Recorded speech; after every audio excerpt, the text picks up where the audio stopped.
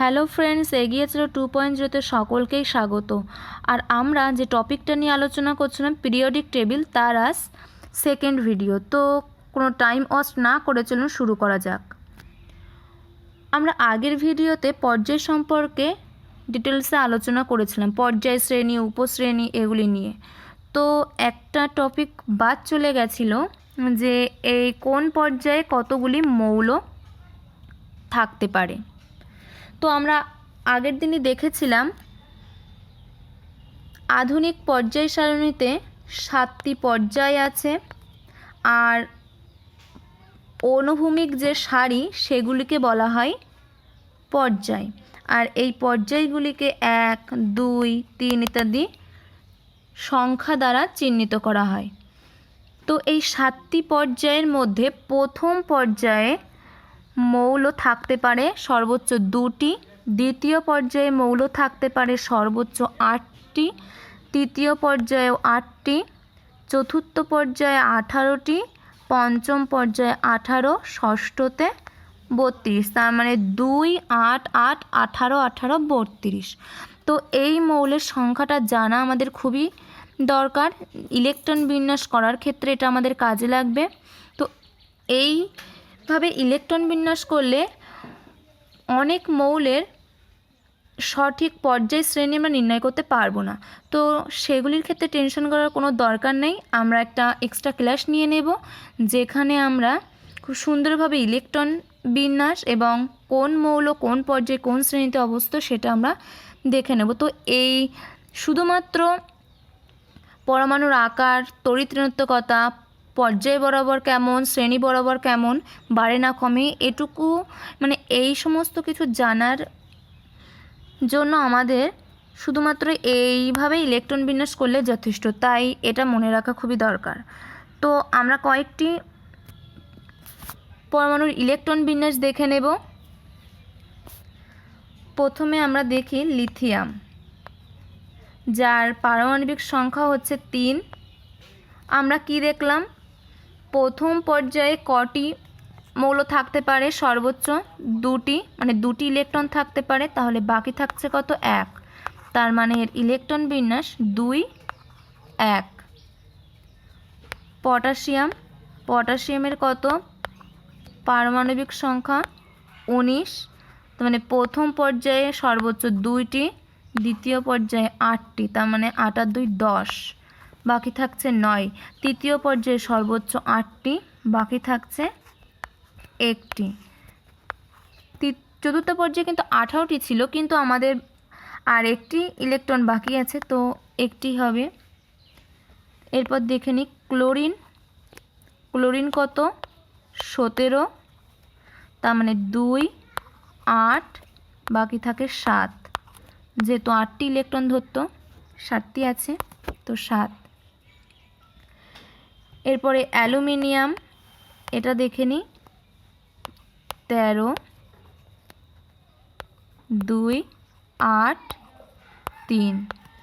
তো এখানে ইলেকট্রন বিন্যাস নিয়ে বেশি কিছু বলছি না, শুধু আমাদের এইটুকু ইলেকট্রন বিন্যাস জানলেই আমাদের পর্যায় বরাবর, শ্রেণী বরাবর পারমাণবিক আকার, তড়িৎ ঋণাত্মকতা, আয়নাইজেশন শক্তি এগুলো আমরা জানতে পারবো, মানে বুঝতে পারবো। তো চলুন আমরা মূল টপিকে চলে আসি। প্রথমে আমরা দেখব পরমাণুর আকার। পরমাণুর আকার বা পারমাণবিক আয়তন নির্ভর করে পরমাণুটির ব্যাসার্ধের উপর। এখন প্রশ্ন হচ্ছে পরমাণুর ব্যাসার্ধ কোনটি। একটি উদাহরণ দিয়ে বলি, লিথিয়াম Li, যার পারমাণবিক সংখ্যা কত, 3। এর ইলেকট্রন বিন্যাস কত, 2, 1, কেননা প্রথম পর্যায়ে সর্বোচ্চ 2টি মৌল থাকতে পারে, মানে প্রথম কক্ষে সর্বোচ্চ 2টি ইলেকট্রন থাকতে পারবে, দ্বিতীয় কক্ষে 1টি ইলেকট্রন, যেহেতু হাতে আর 1 আছে, সর্বোচ্চ 3টি ইলেকট্রন এখানে লিথিয়ামে। তো এর যে গঠন সেটা কেমন হবে, কেন্দ্রে নিউক্লিয়াস থাকবে, 2টো কক্ষ, প্রথম কক্ষে একটি দুটি ইলেকট্রন, দ্বিতীয় কক্ষে একটি। তো এখন লিথিয়াম পরমাণুর কেন্দ্রে যে নিউক্লিয়াস আছে সেখান থেকে এই লিথিয়াম পরমাণু সর্ববহিস্থ কক্ষ অর্থাৎ দ্বিতীয় কক্ষ এর যে দূরত্ব এই দ্বিতীয় কক্ষ সেটাই হচ্ছে এই লিথিয়াম পরমাণুর ব্যাসার্ধ। তাহলে পারমাণবিক ব্যাসার্ধ বলতে কি বোঝায়? পরমাণুর নিউক্লিয়াস থেকে সর্ববহিস্থ ইলেকট্রন কক্ষের যে দূরত্ব সেটাই হচ্ছে ওই পরমাণুটির ব্যাসার্ধ। তাহলে এখন কোনো পরমাণুর আকার কিভাবে পর্যায় বরাবর শ্রেণী বরাবর পরিবর্তিত হয় সেটা আমরা দেখে নিই। পরমাণুর ব্যাসার্ধ গেল, পর্যায় বরাবর পরমাণুর আকার। লিথিয়াম, বেরিয়াম, বোরন, কার্বন এটা হচ্ছে দ্বিতীয় পর্যায়ের মৌল। এরা লিথিয়ামের পারমাণবিক সংখ্যা কত? 3, বেরিলিয়ামের কত? 4, বোরনের 5, কার্বনের 6, এইভাবে চলতে থাকে। তো লিথিয়ামের ইলেকট্রন বিন্যাস 2, 1, বেরিলিয়ামের 2 থাকছে আর 2, বোরনের 2 থাকছে কত? 3। আমাদের কিন্তু দ্বিতীয় কক্ষে 8টি থাকতে পারত সর্বোচ্চ। এটা 2, 4 এভাবে চলবে। তাহলে আমরা কি দেখতে পাচ্ছি? যত বাঁ দিক থেকে ডান দিকে যাচ্ছি আমরা দেখতে পাচ্ছি পরমাণু ক্রমাঙ্ক ক্রমশ বাড়ছে। তার ফলে এই কেন্দ্রে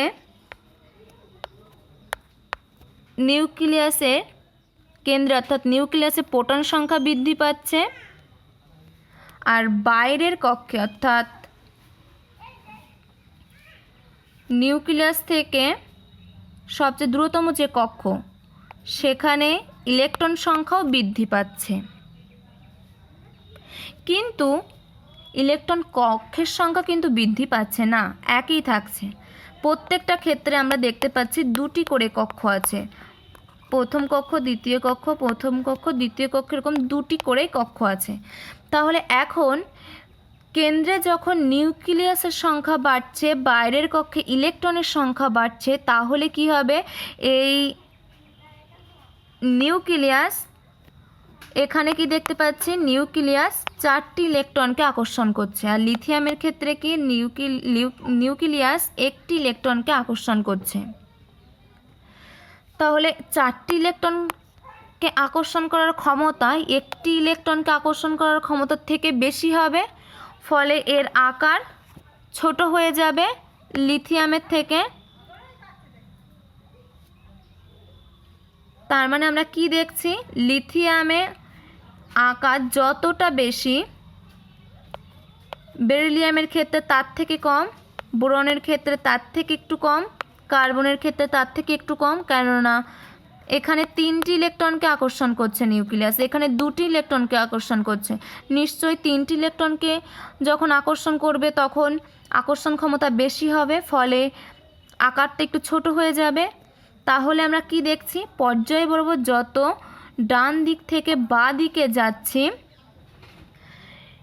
কেন্দ্রের নিউক্লিয়াস বাইরের কক্ষের ইলেকট্রনকে বেশি পরিমাণে আকর্ষণ করছে, ফলে আকার ক্রমশ কি ছোট হচ্ছে। এই হলো পর্যায় বরাবর পরমাণুর আকার।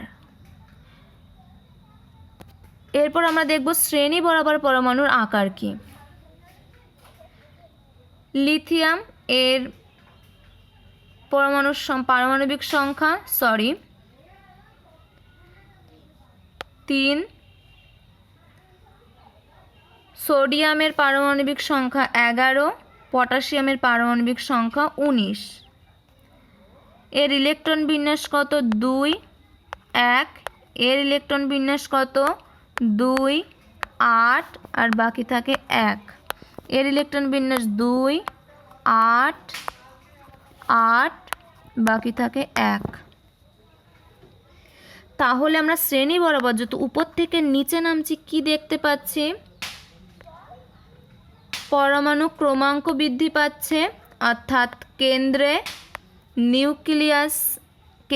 নিউক্লিয়াসে প্রোটন সংখ্যা বৃদ্ধি পাচ্ছে। বাইরের কক্ষে কিন্তু ইলেকট্রন সংখ্যা সেম আছে, অর্থাৎ 1। এটা কিন্তু সেমই আছে, কিন্তু প্রথমে লিথিয়ামের ক্ষেত্রে কটি কক্ষ ছিল? 2টি। সোডিয়ামের ক্ষেত্রে কক্ষের সংখ্যা কিন্তু বেড়েছে, 3টি হয়েছে। পটাশিয়ামের ক্ষেত্রেও কটি হয়েছে? 4টি। তাহলে এখানে আমরা কি দেখতে পাচ্ছি?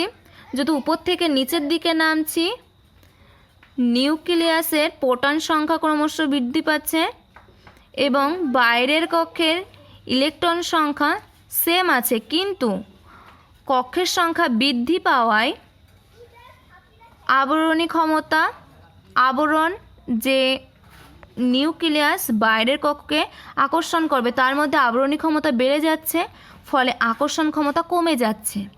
তাই যত উপর থেকে নিচের দিকে আমরা নামছি তত এর আকার কি দেখতে পাচ্ছি? ক্রমশ বৃদ্ধি পাচ্ছে। কেননা এখানে আবরণী ক্ষমতা একটা, যেহেতু মাঝখানে একটি কক্ষ আছে, তাই এই নিউক্লিয়াস এই বাইরের ইলেকট্রনকে বেশি পরিমাণে আকর্ষণ করতে পারবে। বাইরে যে ইলেকট্রন আর এখানে কেন্দ্রে যে নিউক্লিয়াস, এর কটা আবরণী ক্ষমতাকে ভেদ করে বাইরের যে ইলেকট্রন তাকে আকর্ষণ করতে হবে? 3টে আবরণী ক্ষমতাকে ভেদ করতে হবে। মানে আবরণী ক্ষমতা অনেক বেশি, তার মানে আকর্ষণ ক্ষমতা অনেক কমে যাবে। তাই আকার উপর থেকে নিচে নামলে ক্রমশ বৃদ্ধি পাবে। শ্রেণী বরাবর আকার বৃদ্ধি আর পর্যায় বরাবর আকার ক্রমশ কম। এই হলো শ্রেণী আর পর্যায় বরাবর পরমাণুর আকার। এরপর আমরা দেখব তড়িৎ ঋণাত্মকতা। তড়িৎ ঋণাত্মকতা কি? অনুষ্ঠিত কোনো মৌলের পরমাণু সমযোজী বন্ধন সৃষ্টিকারী ইলেকট্রন জোড়কে নিজের দিকে আকর্ষণ করার যে ক্ষমতা বা প্রবণতা, সেটাই হচ্ছে তড়িৎ ঋণাত্মকতা। তো এখন আমরা দেখে নেব সমযোজী বন্ধন কি। একটি উদাহরণ দিয়েই বলি। Cl2, মানে এখানে 2টি ক্লোরিন পরমাণু দিয়ে এটি সৃষ্টি হয়েছে, তার মানে Cl+Cl। ক্লোরিনের বাইরের কক্ষে কটি ইলেকট্রন থাকে? ক্লোরিন 17। বাইরের কক্ষে 2, 8, 7। বাইরের কক্ষে ইলেকট্রনের সংখ্যা কত? 7টি। তার মানে 1, 2, 3, 4, 5, 6, 7। 1, 2, 3, 4, 5, 6, 7। এখন এরা কি করে?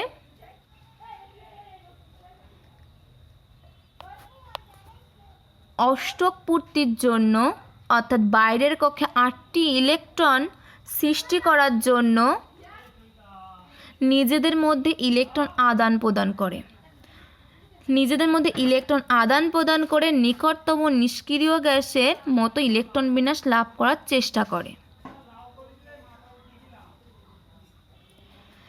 এই নিজেদের মধ্যে ইলেকট্রন আদান প্রদান করে যে বন্ধন সৃষ্টি করে সেটাই হচ্ছে সমযোজী বন্ধন। তার মানে আমরা যদি বইয়ের ভাষায় বলি কি বলবো? 2টি পরমাণু একটি একটি করে ইলেকট্রন দিয়ে বাইরের কক্ষে 8টি ইলেকট্রন সৃষ্টির মাধ্যমে নিকটতম নিষ্ক্রিয় গ্যাসের মতো ইলেকট্রন বিন্যাস লাভের চেষ্টা করে যে বন্ধনীর মাধ্যমে সেটাই হচ্ছে সমযোজী বন্ধন। তো এখানে আমরা দেখতে পাচ্ছি বাইরের কক্ষে ক্লোরিনের 7টি ইলেকট্রন। তো এই ক্লোরিন এই ইলেকট্রনটা দেবে আর এই ক্লোরিন এই ইলেকট্রনটা দেবে, দিয়ে একটা বন্ধনের সৃষ্টি করবে।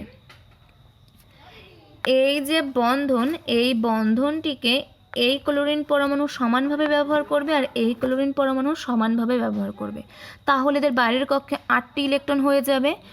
ক্লোরিনের নিকটতম নিষ্ক্রিয় গ্যাস কি আর্গন, আর্গনের বাইরের কক্ষে 8টি ইলেকট্রন, তো নিকটতম নিষ্ক্রিয় গ্যাসের মতো ইলেকট্রন বিন্যাস লাভ করলো। তো এই যে বন্ধনের মাধ্যমে নিকটতম নিষ্ক্রিয় গ্যাসের মতো ইলেকট্রন বিন্যাস লাভ করতে পারলো সেটাই হচ্ছে সমযোজী বন্ধন। তো এখন এই বন্ধনীর দুই পাশে সমান দূরত্বে কিন্তু ক্লোরিন পরমাণু দুটি থাকবে, কারণ এদের পরমাণু ক্রমাঙ্ক সেম, তাই এরা সমান দূরত্বে থাকবে।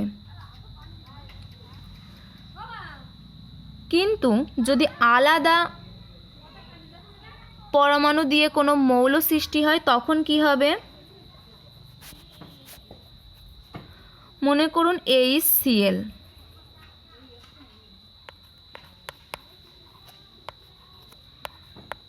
হাইড্রোজেন প্লাস Cl, এর বাইরের কক্ষে একটি ইলেকট্রন আছে আর এর বাইরের কক্ষে 7টি ইলেকট্রন। তো হাইড্রোজেন এই ইলেকট্রনটা দেবে আর ক্লোরিন এই ইলেকট্রনটা দেবে, দিয়ে বন্ধন সৃষ্টি করবে সমযোজী বন্ধন। এখন ক্লোরিন পরমাণুর পারমাণবিক গুরুত্ব বেশি, অর্থাৎ বাইরের কক্ষে পরমাণুর সংখ্যা বেশি। তো কেন্দ্রে যে নিউক্লিয়াস থাকবে সে বাইরের কক্ষে যদি বেশি পরিমাণে ইলেকট্রন থাকে তো আকর্ষণ ক্ষমতা বেশি হবে। তো এর যেহেতু আকর্ষণ ক্ষমতা বেশি, তাই এই বন্ধনটিকে নিজের দিকে আকর্ষণ করবে, আর এই বন্ধন যত সরে যাবে ক্লোরিনের দিকে হাইড্রোজেন ওই বন্ধনটিকে সমানভাবে ব্যবহার করার জন্য ক্লোরিনের দিকে সরে যাবে। তাহলে আমরা এখানে কি দেখছি? হাইড্রোজেনের তুলনায় ক্লোরিনের আকর্ষণ করার ক্ষমতা বা প্রবণতা বেশি, তার মানে এর তড়িৎ ঋণাত্মকতা বেশি। এখানে কি দেখেছি? তড়িৎ ঋণাত্মকতা মানে হলো আকর্ষণ করার ক্ষমতা বা প্রবণতাকেই বোঝায়। তাহলে তড়িৎ ঋণাত্মকতা ব্যাপারটা বোঝা গেল। তো এরপর আমরা দেখে নিই পর্যায় বরাবর তড়িৎ ঋণাত্মকতা বাড়ে না কমে। আমরা পরমাণুর আকারের ক্ষেত্রে কি দেখলাম? যত পর্যায় বরাবর বাঁ দিক থেকে ডান দিকে যাব আকার ক্রমশ কমতে থাকবে, কেননা নিউক্লিয়াসে প্রোটন সংখ্যা বৃদ্ধি পাবে এবং বাইরের কক্ষে ইলেকট্রন সংখ্যা বৃদ্ধি পাবে। তো নিউক্লিয়াস বাইরের কক্ষের ইলেকট্রনকে বেশি পরিমাণে আকর্ষণ করবে, তো এর আকার কমে যাবে। আর এর কিন্তু ইলেকট্রন কক্ষের সংখ্যা বৃদ্ধি পায় না এক্ষেত্রে। তাহলে আকার যত কমে যাবে তত এর আকর্ষণ করার ক্ষমতা আমরা দেখলাম বৃদ্ধি পাচ্ছে, তাহলে তড়িৎ ঋণাত্মকতা কী হবে? বৃদ্ধি পাবে। তড়িৎ ঋণাত্মক এটা এই কমটা কিন্তু আকার, তাহলে এর তড়িৎ ঋণাত্মকতা কী হবে? বৃদ্ধি পাবে।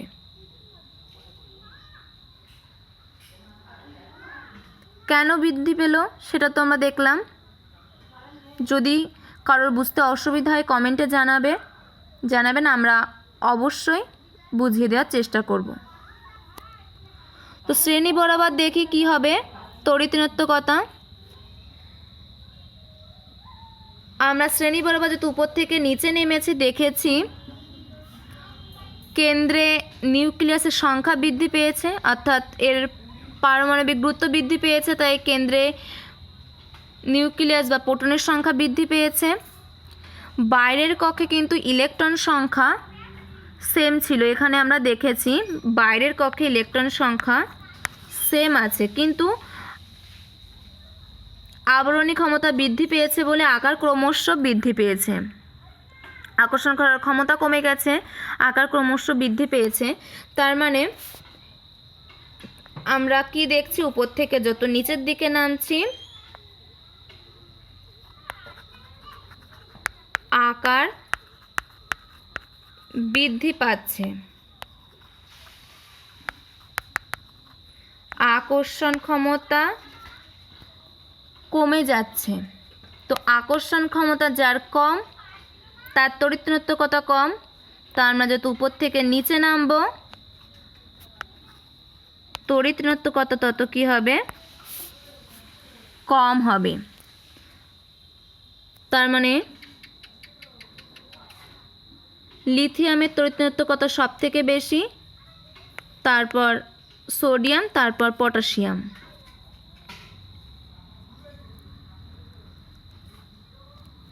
এরপর দেখব আয়নাইজেশন শক্তি। আয়নাইজেশন শক্তি ব্যাপারটা কি, কোনো পরমাণুর সর্ববহিস্থ কক্ষে একটি ইলেকট্রনকে ন্যূনতম যতটা শক্তি প্রয়োগ করে অপসারণ করা যায়, অর্থাৎ বাইরের কক্ষে একটি ইলেকট্রনকে অপসারণ করতে অর্থাৎ ক্যাটায়নে পরিণত করতে ন্যূনতম যতটা শক্তির প্রয়োজন সেই শক্তিটাকেই বলা হয় আয়নাইজেশন শক্তি। পর্যায় বরাবর আর শ্রেণী বরাবর এটি কিভাবে পরিবর্তিত হয় সেটা আমরা দেখে নিই। পর্যায় বরাবর যত বাঁ দিক থেকে ডান দিকে যাব এই আয়নাইজেশন শক্তি তত বাড়বে, অর্থাৎ ক্যাটায়নে পরিণত হওয়ার ক্ষমতা তত কমবে। শক্তি যদি বাড়ে তাহলে আমরা একটি ইলেকট্রনকে অপসারণ করতে অনেক বেশি পরিমাণে বল প্রয়োগ করব। আকার ছোট, তার মানে নিউক্লিয়াস আর বাইরের কক্ষের ইলেকট্রনের মধ্যে আকর্ষণ বল বেশি, আর আকর্ষণ বল যখন বেশি হবে তখন বাইরের কক্ষের একটি ইলেকট্রনকে অপসারণ করতে অনেক বেশি পরিমাণে শক্তির প্রয়োজন হবে। অনেক বেশি পরিমাণে যদি শক্তির প্রয়োজন হয় তাহলে কি হবে, এর আয়নাইজেশন শক্তি ক্রমশ বৃদ্ধি পাবে। কিন্তু এক্ষেত্রে একটি ব্যতিক্রম আছে। লিথিয়ামের থেকে বেরিলিয়ামের আয়নাইজেশন শক্তি বেশি, কিন্তু বোরনের থেকে বেরিলিয়ামের আয়নাইজেশন শক্তি বেশি। আবার বোরনের থেকে কার্বনের বেশি, কার্বনের থেকে নাইট্রোজেনের বেশি, কিন্তু অক্সিজেনের থেকে নাইট্রোজেনের বেশি, আবার অক্সিজেনের থেকে ফ্লোরিনের বেশি। এটাই হচ্ছে ব্যতিক্রম। এরপর দেখি শ্রেণী বরাবর। শ্রেণী বরাবর যত উপর থেকে নিচের দিকে নামতে থাকবো তত এর আয়নাইজেশন শক্তি কমতে থাকবে, অর্থাৎ ক্যাটায়নে পরিণত হওয়ার ক্ষমতা ক্রমশ বৃদ্ধি পাবে। কেননা উপর থেকে নিচে নামলে আমাদের পরমাণুর আকার ক্রমশ বৃদ্ধি পাচ্ছিল, কেননা কেন্দ্রের নিউক্লিয়াস আর বাইরের কক্ষে ইলেকট্রনের মধ্যে আবরণী ক্ষমতা অনেক বেশি, তাই আকর্ষণ বল অনেক কম। আর আকর্ষণ বল যখন কম হবে তখন বাইরের কক্ষের ইলেকট্রনটিকে অপসারণ করতে অনেক কম পরিমাণে শক্তির প্রয়োজন হবে। যেহেতু কম পরিমাণে শক্তির প্রয়োজন হচ্ছে তাই আয়নাইজেশন শক্তি এদিকে কম হবে। তার মানে লিথিয়ামের সবচেয়ে বেশি, সোডিয়ামের, পটাশিয়ামের এইভাবে চলতে থাকবে। তো বন্ধুরা এই ছিল আজকের টপিক। বাকি যেটুকু টপিক আমাদের বাকি আছে সেটা আমরা পরের ভিডিওতে শেষ করে দেব। আর তারপর আমরা কিছু এক্সট্রা ক্লাস নিয়ে ইলেকট্রন বিন্যাস কোন মৌল কোন পর্যায়ে কোন শ্রেণীতে অবস্থিত সেটা আমরা দেখে নেব। তো বন্ধুরা পরবর্তী ভিডিওতে আমাদের আবার দেখা হচ্ছে। Thank you, good bye.